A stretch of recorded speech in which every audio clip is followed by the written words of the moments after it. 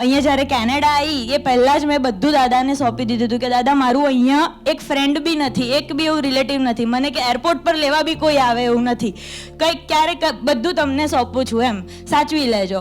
અને એ એક એક્સપિરિયન્સ મને હજી બી યાદ છે કે મારો ફર્સ્ટ સ્ટેપ હતો અહીંયા હું આવી ત્યારે, જે કહેવાય ને કે અહીં તો કોઈ છે જ નહીં એવું કે જેનાથી હું આટલું બધું એક્સપેક્ટ કરું, તો બી થઈ ગયું.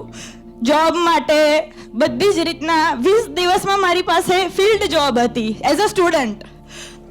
તો એટલે શ્રેયા પાસે હતી.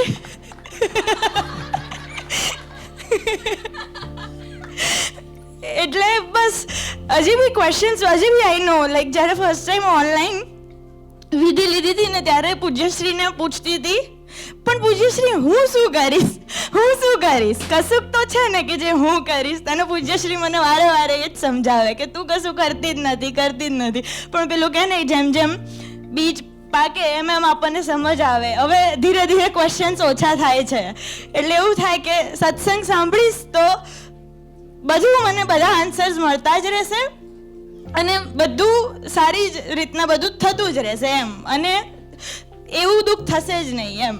એટલે thank you so much. But all I want કે જેવું મારી જોડે થયું બસ એ જ પ્રાર્થના છે કે આવા નિમિત્ત દરેક વ્યક્તિને મળવા જોઈએ.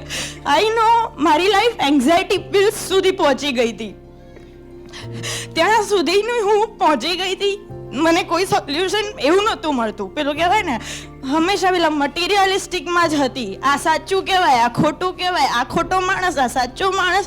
હવે બધું ન્યુટ્રલાઇઝ થઈ ગયું. કોઈ સાચું પેલું કહેવાય ને એક કોમન પોઈન્ટથી આન્સર મળી ગયા, એક પોઈન્ટ ઓફ કોમનાલિટી લાઈને મૂકી દીધી મારી આગળ. હવે નો મોર ક્વેશ્ચન્સ. ખબર પડી ગઈ કે બસ જ્ઞાનમાં રહો અને આજ્ઞા ફોલો કરો તો ધીરે ધીરે બધું થતું જ થશે.